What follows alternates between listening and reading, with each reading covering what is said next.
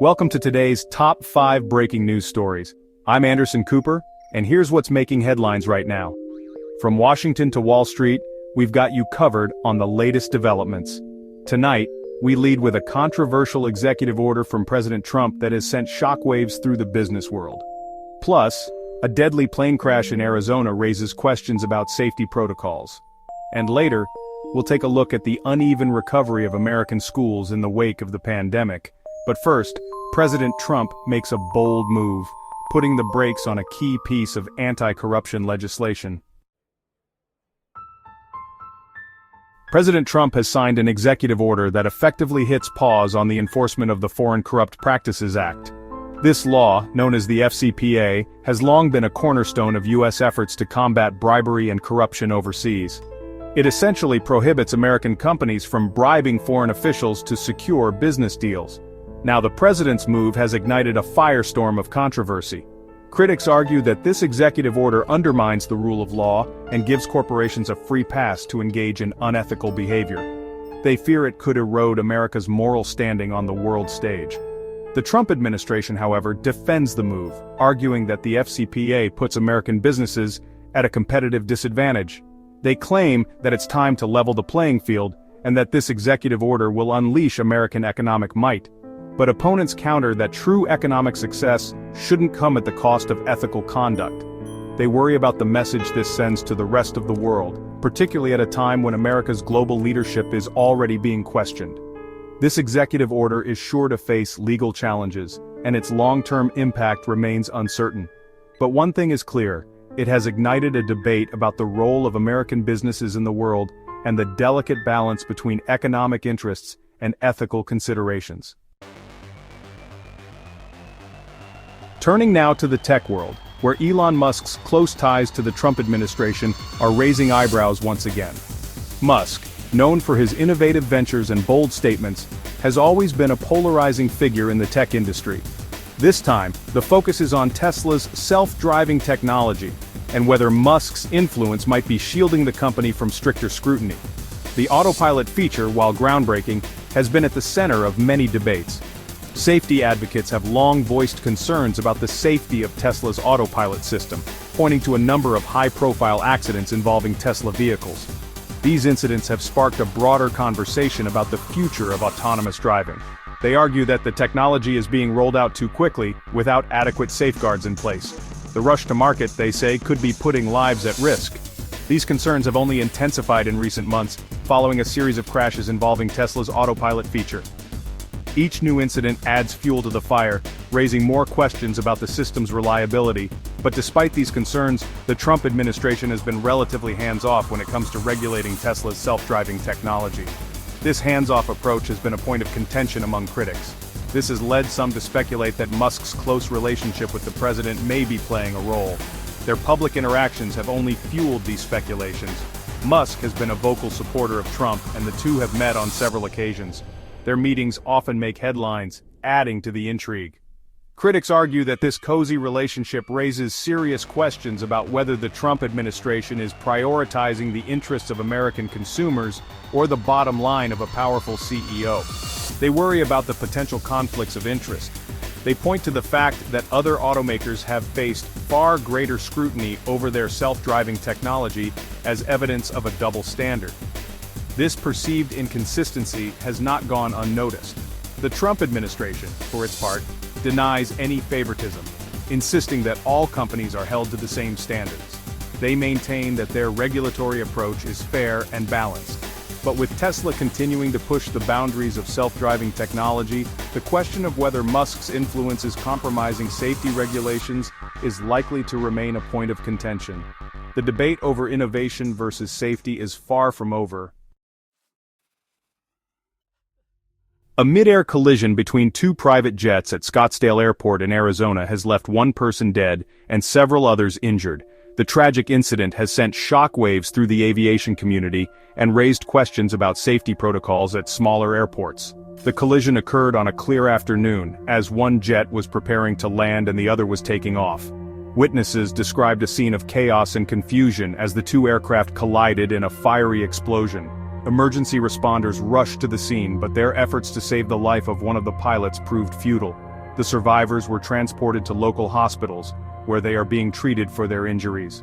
The National Transportation Safety Board has dispatched a team of investigators to determine the cause of the crash. They will be examining air traffic control recordings, pilot logs, and wreckage from both aircraft.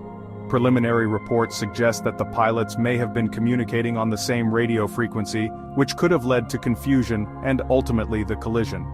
However, investigators are cautioning against jumping to conclusions until they have had a chance to conduct a thorough investigation.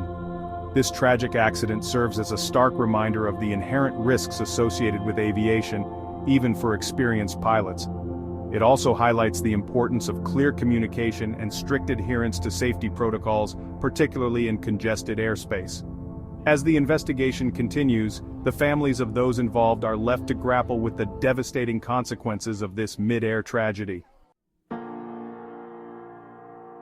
New research from Stanford and Harvard universities paints a concerning picture of the uneven academic recovery in U.S. schools following the disruptions caused by the COVID-19 pandemic.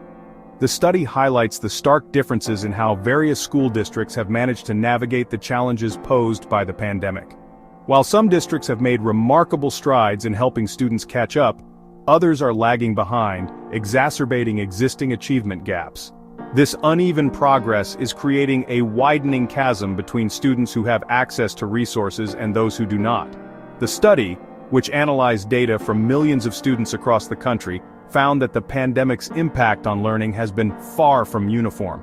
The disparities are evident across different regions, school types, and student demographics. Students from low-income families, students of color, and students with disabilities have been disproportionately affected, experiencing greater learning loss than their more advantaged peers. These groups have faced significant barriers that have hindered their academic progress. This disparity is attributed to a number of factors, including unequal access to technology and high-quality remote learning opportunities, as well as the disproportionate impact of the pandemic on communities of color. The digital divide has played a crucial role in widening these gaps. However, the study also found bright spots, highlighting instances where schools have been successful in mitigating learning loss and even accelerating student progress. These success stories offer valuable lessons for other districts. These schools often implemented targeted interventions, such as intensive tutoring programs, extended learning time, and individualized support for struggling students. These measures have proven effective in bridging the learning gaps. The researchers emphasize the need for a multifaceted approach to address the challenges of post-pandemic education recovery. This includes not only academic support but also addressing the social and emotional needs of students. They call for increased funding for schools in underserved communities, targeted interventions to support students who have fallen behind, and a focus on social-emotional learning to address the trauma and disruption experienced by many students during the pandemic. Community involvement and support are also crucial. The findings of this study underscore the urgent need for a comprehensive and equitable approach to education recovery, ensuring that all students have the opportunity to succeed in the wake of this unprecedented disruption.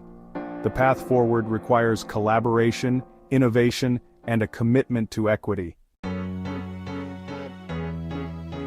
A battle is brewing between state and federal governments over clean energy initiatives, as blue states push forward with ambitious plans to transition to renewable energy sources. These states are determined to lead the way in combating climate change and reducing their carbon footprints.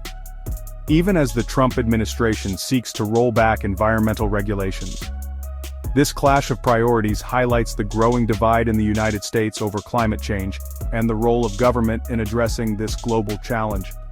States like California, New York, and Massachusetts have long been leaders in the fight against climate change, setting ambitious targets and investing heavily in renewable energy projects, enacting aggressive policies to reduce greenhouse gas emissions and promote sustainable practices, and promote clean energy. These states view the transition to a clean energy economy as not only an environmental imperative but also an economic opportunity, creating jobs and fostering technological advancements and fostering innovation.